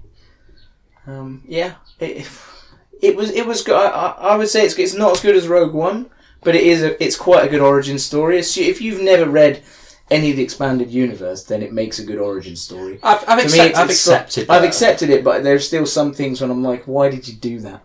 Like naming him, like why would you do that? And they kind of skipped the part where he joins the academy. Instead, he goes into the academy to become a pilot, but when you see him next, he's in the Imperial Army as an infantry trooper, and he says, I got thrown out of the academy for having a mind of my own. I would have liked to have seen a bit of him in the academy, like being a type pilot. I'm sort of surprised they didn't, really. Yeah, I'm surprised because you didn't really see that, which was a shame. The name thing sounds really odd to me. It's like, was anyone really thinking, oh, Han Solo, what a strange name? Yeah, I think the only reason they've done that is to literally get rid of that entire backstory, because Sal Solo is Solo's brother, and in the expanded universe, he basically becomes a major antagonist, and it explains how Solo earns his Corellian blood stripes on his trousers. But assumably now all of that stuff is gone. So what's the stupidest name in Star Wars then? Bollocks. Bollocks the Robot. Bollocks the Robot. Bollocks the Robot's a good one. I believe he was renamed over here. Yeah, it's Bollux, I think. I believe he was renamed to something like Rollux or Vollux or something over here. I've got him in one of my books. I'm going to go with my personal favourite, which is Savage Opress. Yeah. It's like, you can't call a baddie Savage Opress. I'm sorry. Not even in Star Wars. Wow. Mm. So I forgot about Bollocks the Robot. Bollocks the Robot is always back. That's sort of the cracked me up. It's open for a sequel, I think. I heard that a Boba Fett movie has been announced. Yep. How completely unsurprising. Which is a shame, because I would have liked to have seen a Lando movie with Boba Fett. They're already talking Lando. But to me, I think what's going to happen is I think Boba Fett and Lando stories will probably make a Solo sequel. If the time period is right and the way it's been set up in the Solo movie, it looks like that's going to be its own trilogy. Isn't it a real shame, though, that we're having to focus on all of this stuff around characters we already know. If we're going to do side stories, would we not be better off doing other things? Well, I've heard that after this trilogy, not the Solo trilogy, the current Star Wars trilogy, that the next trilogy they want to do is going to be set loads of years later, and there's not going to be any of the original characters. Because, I mean, like, Star Wars Rebels doesn't really have any of the... I mean, it's got a couple of recurring characters from the Clone Wars. Cameos in it. And you see, Vader turns up every once in a while, but fundamentally, it has completely different characters. Yeah. It's like, do I really need to know about Lando and Han Solo? Have we not seen them enough?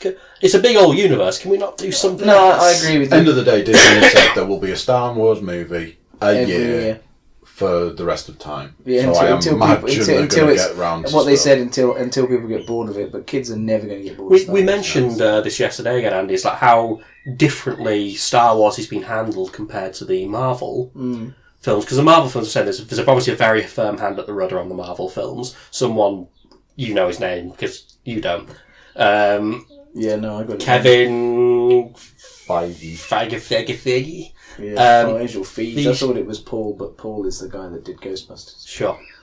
He obviously knows what he's doing. He's sort of what I'm saying. Whereas within Star Wars, he just seems to be throwing stuff at the wall to see what sticks. Yeah. Well, it's Kathleen Kennedy, isn't it? Who's like the head of Lucasfilm and the Star Wars. Because the quality's been all over the place. Well, like I said, Rogue One's really good, and Solo is okay. It's not as good as Rogue One. It's okay. The actors are good. It's not that badly written. There are some interesting random scenes in it, but on the whole, it's going to be below Return of the Jedi. Thanks. Yeah. I think, didn't you sent me a thing, Andy, saying that it's the third lowest review. See, I wouldn't say that. I would put it above A New Hope. So wow. Yeah, I was gonna say that's. I don't actually like A New Hope that much. Luke annoys the shit out of me in that film. He annoys me so much that it puts me off that entire thing. My favourite one is Return of the Jedi, and then Rogue One, then Empire, then probably Solo at this stage. This is all sounding like crazy talk to me. Yeah, but that's me personally. I've never been a fan of Jedi. I think I'm the only one. Actually, you know what? That's not fair. I like it all up until half of Return of the Jedi is the best Star Wars film ever made. Yeah. And half of it is just rubbish. Yeah. Because all the bits on the space battle's fantastic. Yeah, I like the space battle. All the stuff on with Vader and Luke on. I like Jabba's palace as well. That's cool. It's pretty cool. The only part I really don't like is the Endor part. But you've got things like you've got problems with the film, sort of like where Harrison Ford obviously could not give a shit all the way through that film. But I mean, I don't mind because I read so many of the books. It just portrayed him as more of the Solo character because Han Solo doesn't really give a shit. Carrie Fisher as well is obviously on all of the drugs all the way through Return of the Jedi. On all of the drugs. You can just got eyes like dinner plates all the way through. Yeah. But no, that's how I'd list them for me personally that way. So Solo is not Jedi for me is number one. I don't care about. I'm just gonna have to absolutely follow the crowd here and go with Empire as being the obvious best one. I've never seen an issue with the Ewoks, and I know that's probably quite a controversial thing. I know. It was just an odd. Like all the scenes are quite interesting, and Ewoks are fine. It's got that really sad bit where the little one dies. You see one Ewok die. One. But it was just a weird thing to have.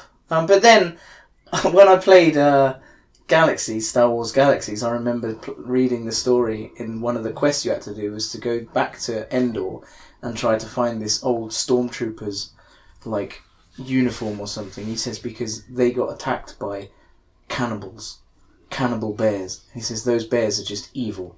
They caught us and they ate my friends, and I was like, yes, that point paints them in a different light because technically they are going to eat Han Solo. They're going to eat them all for dinner. The bit that gets me on Return of the Jedi is when Han Solo lures all of the troopers out of the base, and then all the Ewoks stand up and go, shaking the sitsy going, rah, rah, rah, rah, rah.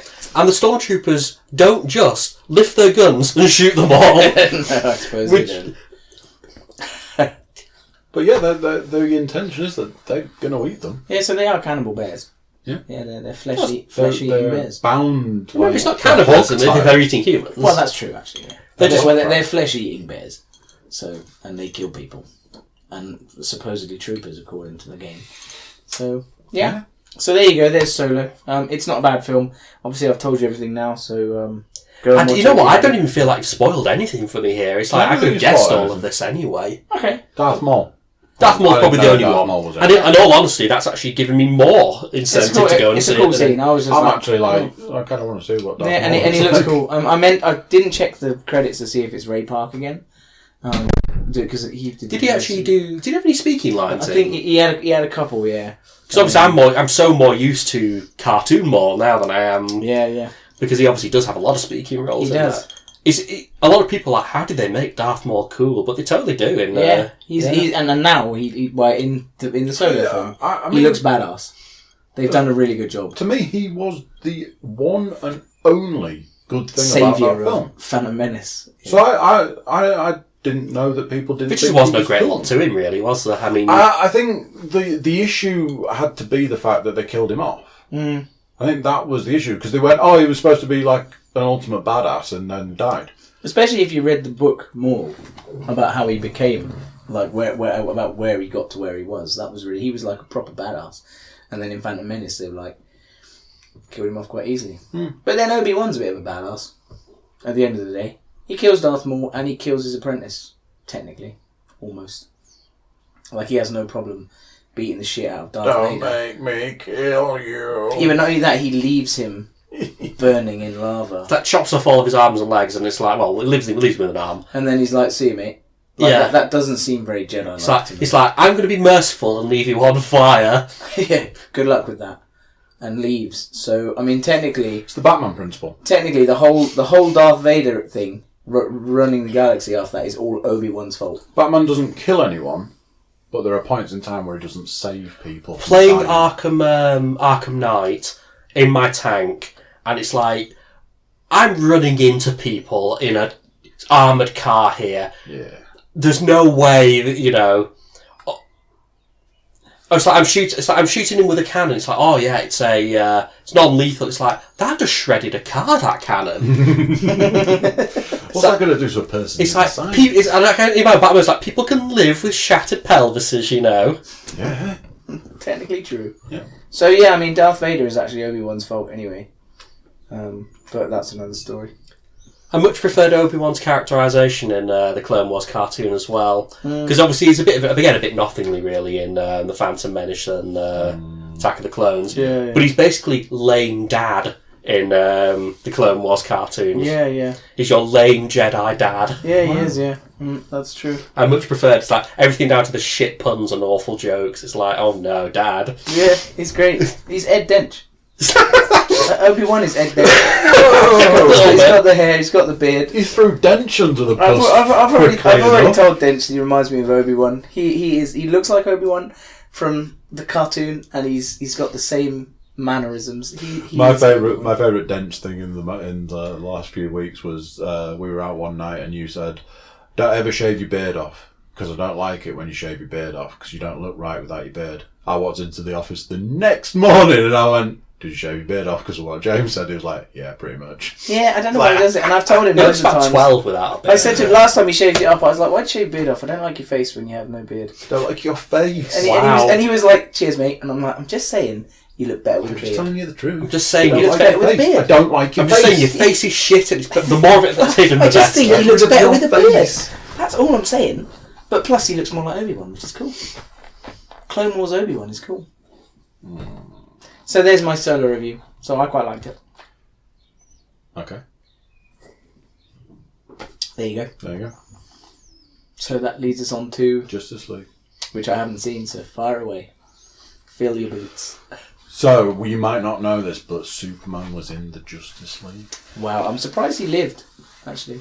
I thought he was dead, but... No, they bring him back. Yeah, because spoilers, I was also going to spoil Batman vs Superman, because spoilers, he dies in that.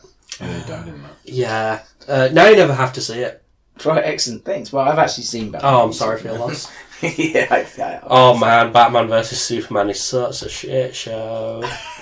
Again, going back to Deadpool 2, one of the really good jokes in Deadpool 2 is when he said that he was fighting a man dressed as a bat, but they resolved their differences when they both realised that their mothers were called Martha. I find it very difficult to, because Batman, it's like he is a man dressed as a bat.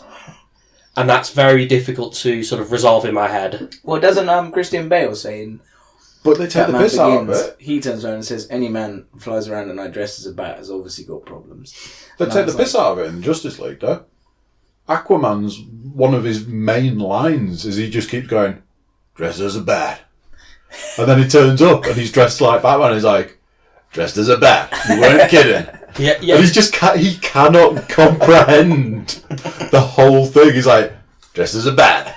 It's like you dress as a bat, you drive a funny bat-themed car, but I'm supposed to take you seriously. So is Affleck now not doing any more Batman? Is he not? Yeah. All right, because it was touch and go, wasn't it, for a bit? Yeah, they're doing a standalone Batman movie. The Batman. And he didn't like the script or something. He was supposed to direct it. Was And he? then he decided, quote unquote, to step away from the director's role and allow somebody else to take the helm of the director's role, and so that he could focus on acting the part. But what was the real reason was he didn't like the script. That's what. So he doesn't want to put two names on it, as in actor, director. Right, that's fair enough. So then it can be somebody else's fault. When How do you feel about Ben Affleck as a Batman? Because I quite like him. I don't I like do it. as well. I don't like I think, like I say, a grizzled, old, knackered old Batman. I kind of like him as I think he's Again, a good Batman. they address certain aspects, which is nice in the Justice League, because the Flash outright asks him, he's like, "What's your superpower again?" And his answer is, "I'm rich." It's like, That's fair enough. It's always been the most difficult sort of thing I've had with any modern day interpretation of Batman. It's like, you are just a multi-millionaire using your wealth to hunt down the dispossessed. Yeah. To hunt down the poor and the dispossessed. I think that's also why the character of Batman I've always liked. Because he's just he hunts down the poor and dispossessed. Well, he's just a bloke with a suit. He hasn't got a superpower. He's just a bloke with cool gadgets. But that's It's like James Bond. It's like the James Bond of superheroes. true. I guess so, yeah. But it is, isn't it? He does have a superpower. What? His mind. Having a big brain is not a superpower. I'm gonna say that. That's his superpower. He is the world's greatest detective. I thought that was Poirot. No, it's Batman. If Poirot dressed as a bat, I might take him more seriously. That's very true, actually. Well, World's I'll greatest write to Kenneth detective. Branagh and tell him in your next Poirot film, you need to dress His as a mind is his power. He can outthink the bad guy. Being super good at Fancan is not a superpower. Although he does become a vampire, though, doesn't he, in Batman vs. Dracula? He does. And there's Man Bat. That's obviously not, Yeah, Man Bat. In Arkham Knight, I was super psyched to see Man Bat. It's like, oh wow. Yeah, Man Bat's a good sort of version of the story. It's quite entertaining. I'm struggling. I don't want to ruin too much of Justice League because we said we were going to watch it, and we keep saying we're going to watch it. But now I think about it, I don't know. There's not a lot to spoil. There's not a lot to spoil. You now know the big twist. Yeah, which I kind of knew Superman's anyway. in it. I knew that. Superman's in it, and the baddie is literally Satan. Yeah. So, Yeah, well, I kind of knew that as well. So. You and I spoke about it. I have a series of issues with it, but I don't hate it. Because I'm supposed to hate it, because apparently it's not a good film, but I quite like it. I think it's a very average film. I think I said I gave it a 3 out of 5. I think that's a fair shout. You said to me the other day that the more you watch it, the more you like it.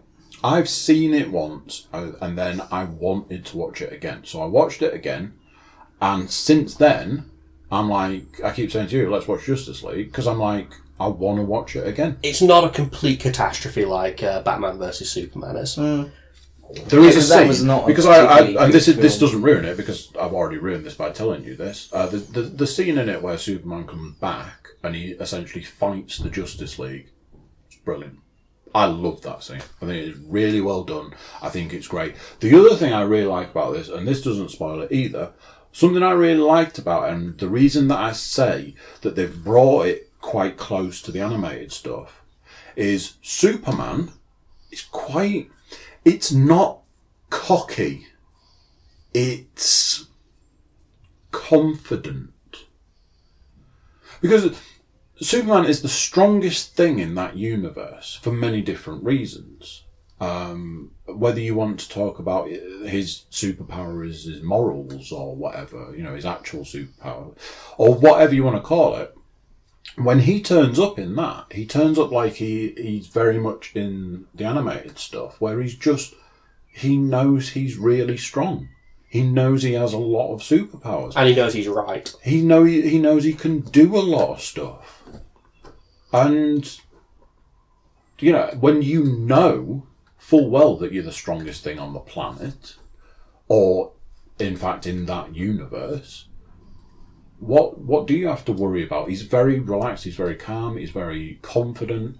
And there's a line in it where he turns up at, like, he goes off to do something and comes back and he's like, are you still having trouble with this guy? Oh, let me just sort that out. But whereas it might, done in a slightly different way, it would just be arrogant. But done in the way they've done it, it's just that. I would argue he does fall into arrogance in perhaps Man of Steel. It might have been a while since you've seen that film, but it's quite a. There's a lot of collateral damage in that film as well, which doesn't feel very Superman-y. Like, when you think of Superman, it's saving, you think of Superman saving people. I don't know. And he doesn't really save anyone. He just knocks a lot of buildings down. Yeah, in the comics, there's not a lot of collateral damage. In the cartoons, there's massive collateral damage. Have you ever seen the stuff where he fights Lobo? Pretty sure they'd level an entire city. I don't think I've seen the one where he fights Lobo. He uses buildings as the thing that he puts people through. You never see any people. But he generally, if Doomsday turns up, he's going to get thrown through a building. Or taken into space and smashed into But the in ground. Man of Steel, you do see the consequences, for better or worse, of, super battle. You have a super battle. Of an actual super battle. You could argue that's the point. And maybe it is. But it does feel a little bit as if that's perhaps not that Superman-y. It's the Incredibles. It's the fact that nobody can insure a city that has a superhero. The insurance for stuff like that is through the roof, and they'll all get sued by insurance companies because it's like, you've caused $150 million worth of damage. What now? Who pays for this? Because it's the insurance companies that end up paying for it. What are they doing with the DC universe now? Because I'm just reading about that now. So Aquaman has been filmed and is on its way out. So that's done. Really don't know what they're going to do with because that. they're calling the Justice League the biggest grossing bomb of all time, even though it's made a shitload. I'm just trying to have a look at that now. Because the reviews I thought were quite unkind to it. It has got a lot of problems, but it's certainly not this monstrosity that's made out to be. Whereas I would say that Batman vs Superman and Suicide Squad were absolute travesties. Mention Suicide Squad. I actually think Suicide Squad might be worse. Interestingly, Justice League made 96 million in its opening weekend, and Suicide Squad made 133.7 million. So it's made considerably more. It made more than Wonder Woman as well. In fact, Suicide Squad is the highest. Suicide Squad's getting a sequel, which I think is just... I wonder if it's down... Was it released when there was fuck all else out or something? No, well, they say the problem is DC. The problem they're saying is for example, Thor Ragnarok took 191.3 million, which beats them all, and that's the issue that they've got. Yeah, they're trying to compete, and they shouldn't. No, there's no need. But you can, if you see all of this superhero money on the table. If you own the other big superhero franchise, you want your slice of the pie. And who owns it? Warner Brothers who owns I get that, but you have to remember that to get to where we are now with Infinity War, it's taken, 10 years? 10 years. And Justice League is literally kicked off. We had Man of Steel, Batman v Superman, and we're already at Justice League. I wish they'd have done it differently. I wish they'd have. They didn't I take wish their they'd time. have done Aquaman if they're doing an Aquaman. I wish they'd have done a Flash, but apparently they cannot get that film off the ground for love nor money. And I wanted them to correct the Green Lantern issue. Because Green Lanterns are in Justice League, but they're in it for like that much time. I think we discussed this yesterday. Is the Green Lantern film canon in the new DCU? No. They want to forget it ever existed. Was it before Man of Steel? Yeah, it was before. ages ago. Yeah, way before. Basically, they need the to canon now is Batman v Superman, Man of Steel, Suicide Squad, Wonder Woman, and Justice League, and the upcoming Aquaman. That's their canon. That's they need to do DCEU. They need to do a new Green Lantern movie. They need to do it better than they've done the original one, and then they need to put the Green Lantern into the next the story. Because but you're right in that they've done it all wrong. They've got really impatient. Yeah, they have. They jumped the gun. They have. And even if they'd have gone, let's just do some movies that might not gross. Let's sort our own backyard out, and then try and catch up. Yeah, because even doing a Batman v Superman movie straight off the bat is quite hard. Before Batman, you've taken a massive franchise there. You've done Man of Steel, which did pretty good. It did all right at the cinemas. It was quite well received, even though it's not that good a film. Then they needed a Batman movie. Then they should have done Batman v Superman, because by then we would have had Wonder Woman as well. Yep. And that makes sense. But they're too quick. They're way too quick. the Wonder Woman film was quite good for what it's worth. I thought it was. Yeah, it's boss fights. I've got an issue with boss. All the boss fights in all the DC films. Yeah, are boss fights do. Maybe. I don't know if I liked Wonder Woman. I definitely like the first half of it. She can't act very well is the problem. She sure is pretty, but she's not a particularly good actress. Yeah, it wasn't a bad. She just doesn't have a lot of presence, in my opinion, a lot of charisma. But it has bucked the trend for DC because it's quite a big money spinner. But Suicide Squad is the biggest money maker. Jesus, That's a travesty. Out of all their films so far, Suicide Squad is the biggest. That's actually made 133 million. I wonder who was watching it. It's like teenagers, like kids who have been. Don't know. I guess. Because I've never met anyone who thought it was anything. Will Smith fans? Maybe. Yeah. I mean, because Will Smith's in it, isn't he? Yeah. He's like the main guy, so. Yeah. It makes sense they'd make a sequel because of that. If it's your biggest grossing film, then why would you not? I guess. They're looking at the money on the table, aren't they? That's what they're looking at. Yes, but Yeah, it was a hard slog. I hope the Joker's in it. Yeah, the whole Joker thing in Suicide Squad. It's like, is that our canon Joker? Mm-hmm. Yeah. I don't mind his look, to be honest. I quite like the look. Yeah. I thought it was quite interesting. I like the new modern look. It was cool. Yeah, I like the fact that there was the rumours around the fact that it wasn't the Joker. Yeah. That it was going to be Tim Drake. I quite like that as well. Because that ties in with the Gotham storyline as well. Yeah. Which I thought was quite interesting. I thought that would have been a better way to do it. Yeah. I watched the TV series. Are they actually any good? Gotham. I don't watch it. Gotham I like. The only reason I like it is because it's like a clean slate. There was a Flash TV series, wasn't there? That did rather watch. There is a Flash TV series. Yeah, the Gotham TV series is good because it's like a clean slate. They kind of do what they want in it. They don't really follow any like particular backstory. They take certain villains and they develop them the way they want to develop them. So they're kind of rebuilding the DC universe for Batman, and it works really well. Assuming you don't go in there expecting the Penguin to be the Penguin and Mr. Freeze to be Mr. Freeze. They're different in this.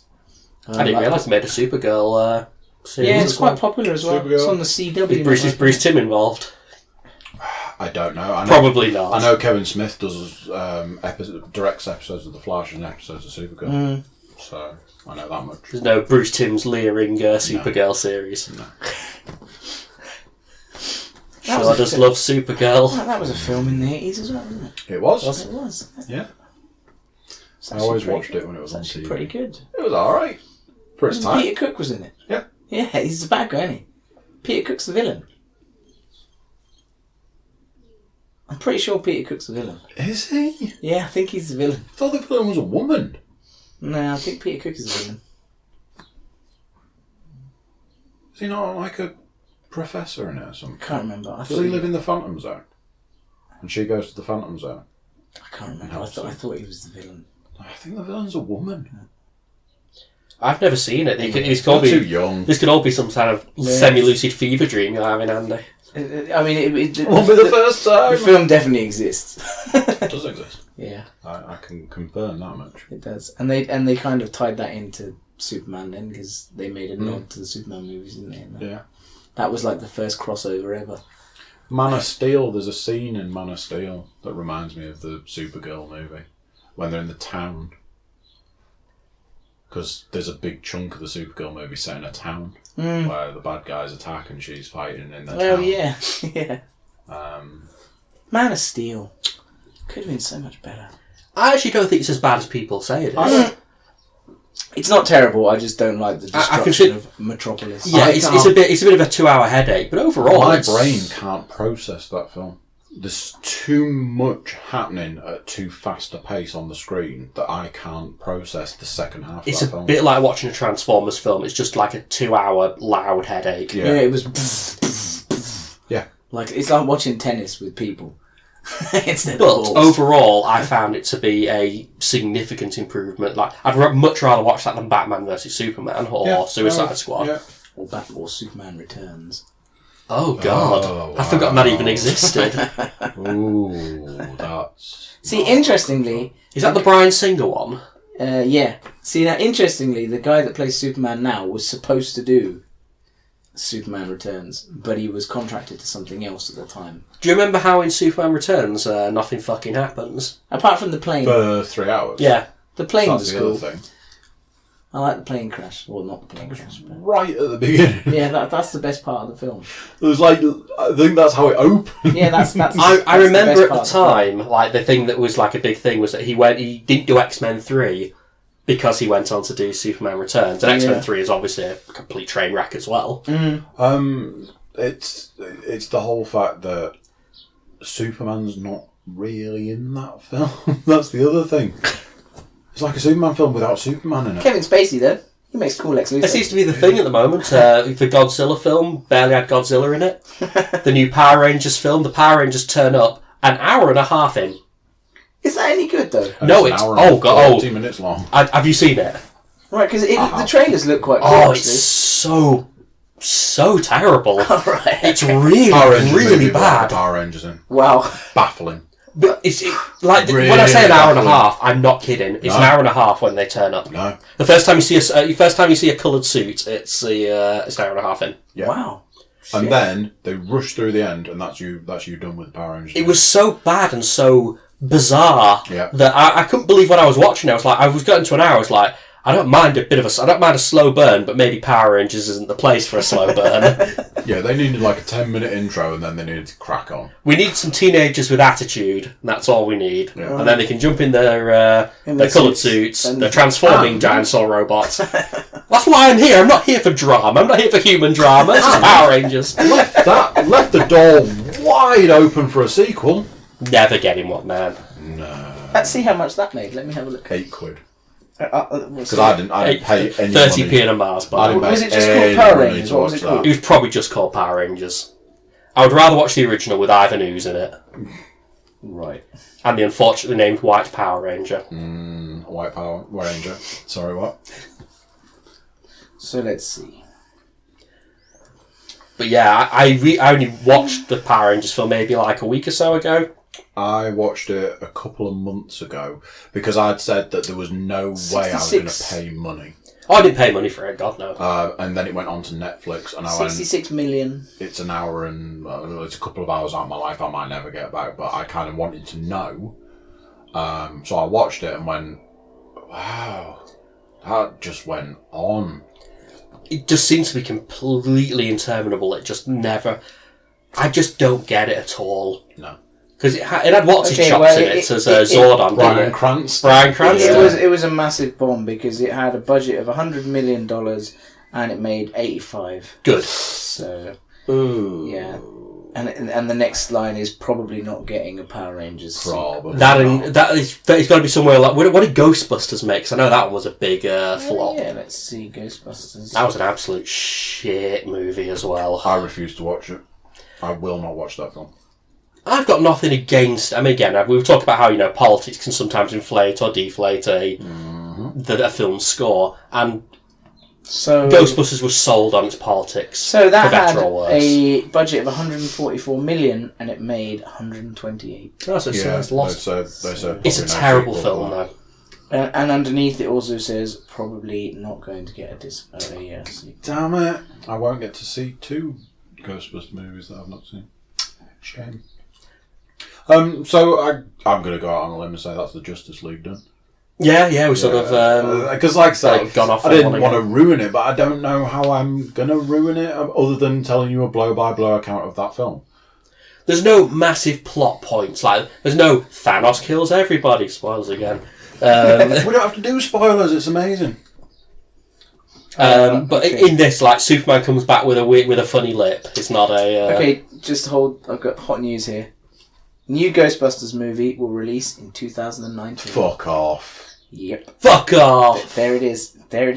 I want you with your Ghostbusters information and whoever decided to greenlight that. But it's Sony, isn't it? Sony don't know what the fuck says, they're doing with Sony. Ghostbusters reboot it says Ghostbusters reboot may not have been the jumpstart to the franchise that Sony hoped it would be, but fans may only have to wait until 2019. I have said if the PlayStation 4, or soon to be PlayStation 5, broke off from Sony, Sony would be dead in a year. Well, Sony have been hemorrhaging money for years and years across some of their divisions. Well, apparently they're saying that they're bringing in Ivan Reitman to direct the new one. When was the last time you bought a Sony product? I have a Sony TV, for what it's worth. I have a Bravia, and it's a really nice piece of kit. Okay, how long have you had it? A couple of months. I mean, I'm not sort of hurting your points here, but they do make decent products. But the film division, who knows what they've done, what the fuck they're doing. No, they don't. They really don't. They make good TVs. It's just that in that space, they've got Samsung, they've got and that's my point. LG. They make a good TV, but so does everyone. But LG and Samsung and Panasonic make exactly the same for less money.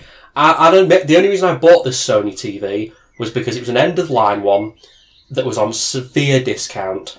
Yeah. I looked at one, to be fair, when I got that Samsung.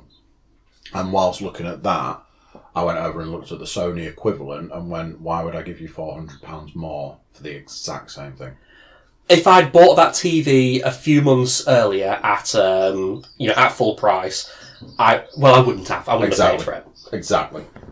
It's a really nice piece of kit, but only because I got it for a really good price. Yeah. And that's the answer right there.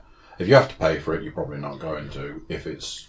They do know what they're doing they do know what they're going in the video game space. They're sort of veering off again on a tangent, but they do know what they're doing with their video game studios. Yeah.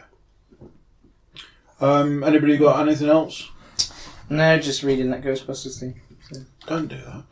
Don't give them your time. But they're saying it could be an animated series. Yeah. That's better than a dogshit film. Yeah. Yeah, it's unsure. Real Ghostbusters was awesome. So. Yeah, it's unsure whether it's going to be live action or animated. So. But it's confirmed that Ghostbusters is moving along at a healthy pace. It's disgusting. So there you go. Disgusting. Right then, well, that's done, man. That's the end of our three-way by the looks of things. I'm satisfied. Awesome. I don't know about you guys. Yeah, totally. Wonderful. I like beer service. I have to say it's really good. Yeah. Shout out to the waitress. Yeah, it's good one. Good one. Really good. And we got coffees. We didn't mention that, but we got coffees. We did, and another beer. I did, yeah. So again, shout out to the waitress. I got a message. Will you need another one by the time I return with the coffees? I was like, yeah, you don't know why you're asking. Just for anyone listening, I don't drink that much, so. You don't drink that much Guinness? I don't. You don't like Guinness, do you? No, I'm not I'm just looking at the windowsill now, and it's filling up quite quickly. There's a few empties there. Yeah, no kidding. It's not that bad. What was it you said in the car before? You're gonna have to. Starting tomorrow. Sorry, tomorrow. I did say starting tomorrow. Yes, you did. The gym is tomorrow, so. I gotta go to the gym tomorrow. Yeah, so that's got to cut down on the beers. a couple of days. Right, thank you both for coming. Do come again. Probably.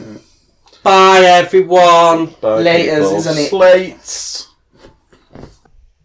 So there you go. What did you think to that? New format, a three-way, and a review of those films. What did you think? Did you agree with our reviews? Anything controversial in there? I don't know.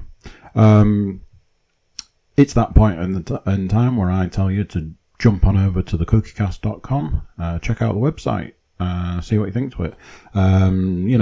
Twitter, Facebook, email, the usual deal. Chuck us a message, tell us what you think.